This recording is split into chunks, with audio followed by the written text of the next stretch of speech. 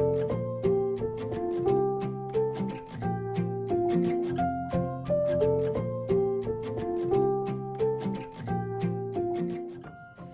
guys, welcome back. It's time for another drawing materials episode, and this time, let's take a look on pen and ink. Here are some of the pens that I will discuss with you. There are a lot of pens available to us, so if you have a preference on a certain type or brand, then that's fine. What I'll be discussing with you is more on the use of these pens for drawing rather than typography and calligraphy. Let's start with the most basic pen, which is the ball pen. Aside from its initial use as a writing tool, now ball pens are used to create artwork as well. There's a movement where artists promote pens as a medium of note, much like the traditional paint. The use of the medium is widely accepted since pens are more affordable, easy to work with, and very portable. Of course, there are still limitations for the medium. There are times when you use ordinary ball pens since they don't have a good tip, there's a lag, which creates broken lines. That also means there's an ink cartridge to point problem. Some other concerns are the ink dries up inside the cartridge easily, the color isn't really up to the expectations, or limited colors of a certain type of pen an artist likes, or ink blots, which causes unwanted smudges. And sometimes the ball pen releases too much ink. Those are just some concerns, but looking at the wide variety of pens that we have today, we've come a long way. Let's move on to gel pens. The gel pen uses the ink that is suspended in a water-based gel. The ink is thick and opaque, so it clearly shows on smooth surfaces, unlike ball pens and felt tip pens.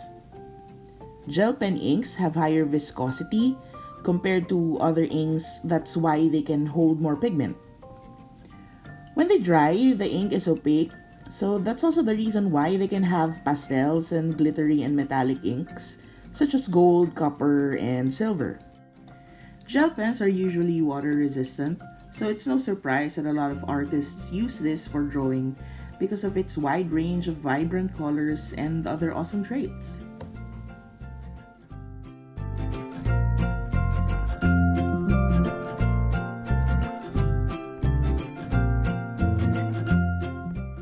Now we have the technical pen. Most of us call this tech pen since architects and engineers use this for drafting technical drawings and plans. This is a disposable one since I don't have an actual refillable version of this.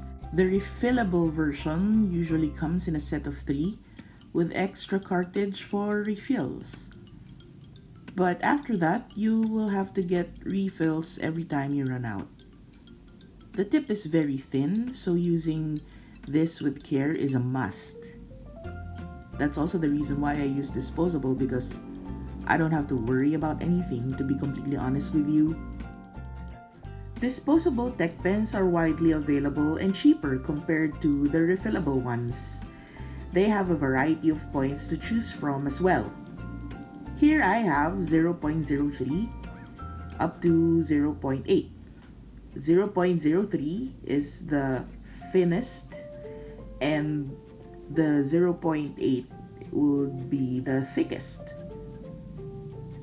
These pens are also widely used by comics artists and illustrators since the ink dries up quickly, so there's no unwanted blotting and the ink doesn't go through the paper unlike some pens.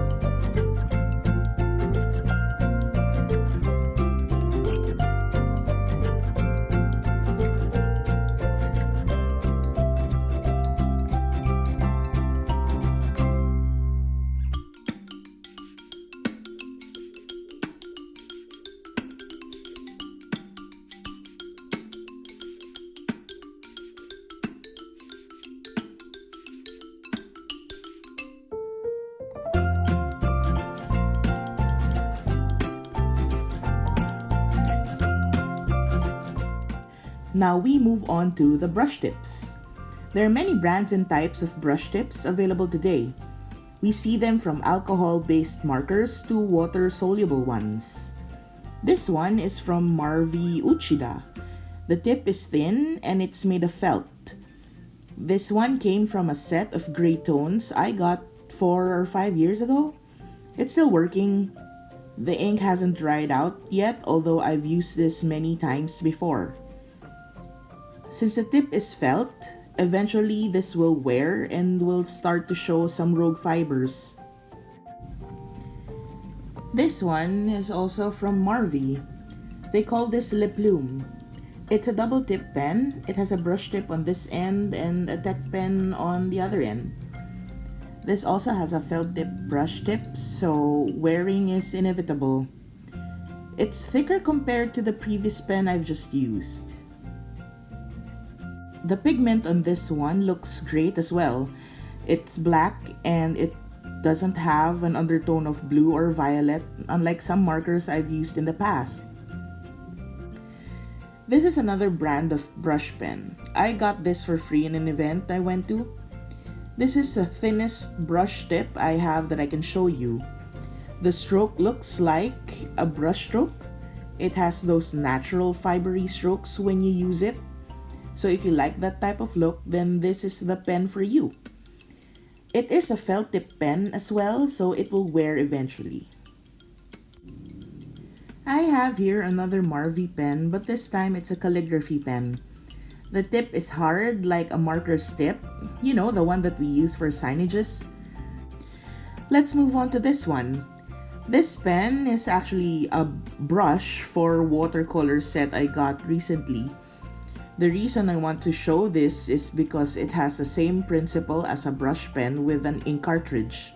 Instead of water, you put ink here and you're good to go. The ink will travel from the cartridge to the barrel, then to your brush. You can also use India ink for this one and apply it like watercolor.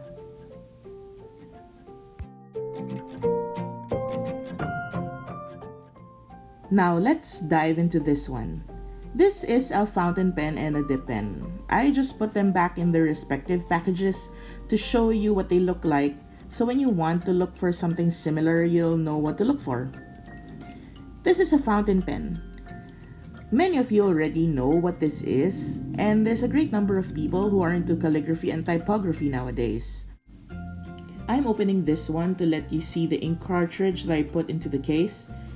The cartridge is made with plastic and the nib has a sort of a thin needle-like end, so when you put the cartridge inside, the needle will puncture it and it will serve as a path for the ink to go to the nib. There are many types of fountain pens. Some are much more expensive than others. Some artists use this for drawing since you can manipulate the thickness of the line in one stroke. Some comic artists use this for illustrating pages and covers. They use India ink so it dries quickly and doesn't blot.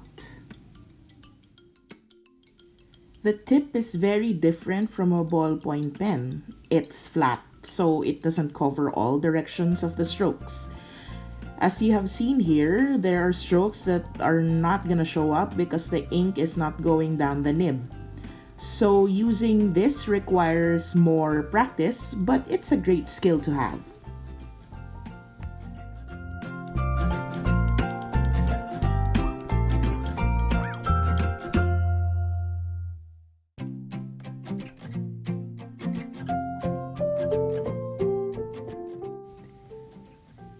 Lastly, this one is a dip pen, but what I have is a glass kind.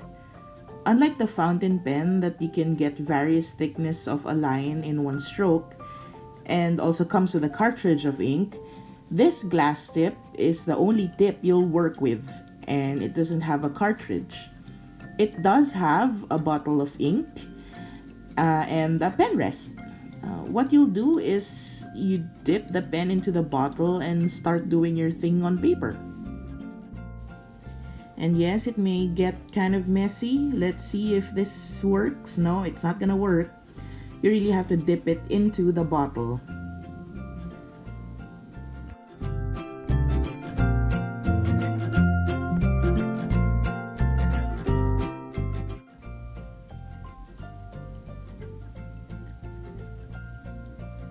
You can see the ink going through the ridges of the pen. So that means you're good to go.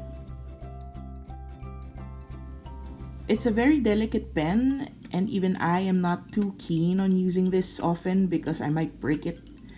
But the feeling is incredible. It's as if my handwriting never looked better. You may have noticed that I'm switching the pen from time to time because I'm using up the ink on one side and then there's a buildup of ink on the other. I'm trying to see how many strokes I can get in one dip, and I guess that is it. The glass tip is very sharp, so it may scratch your paper while using it.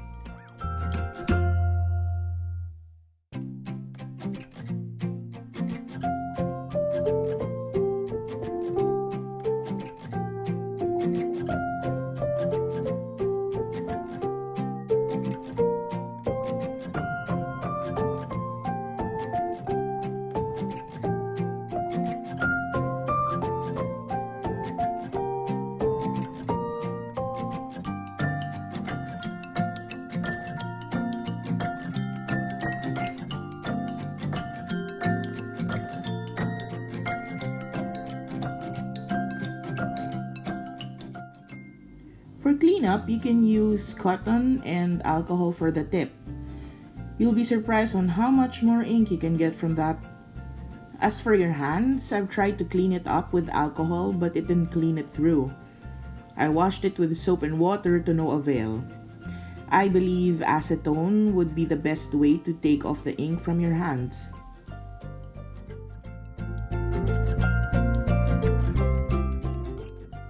As an illustrator and a comic book artist, I like using the tech pens since it's easier to work with and easier to get. But you could test out some as well and see which ones you like best in terms of handling, strokes, ink, tips, and overall performance. It will also depend on the brand because every brand has their own formula of inks and their own design of pens and grips. It's up to you to decide which ones you like to use. And that's it for the pen and ink video. If you know or use any types of pens and you'd like to share them, comment down below. I'd love to hear from you. Thank you all for watching, and I'll see you on the next video. Bye!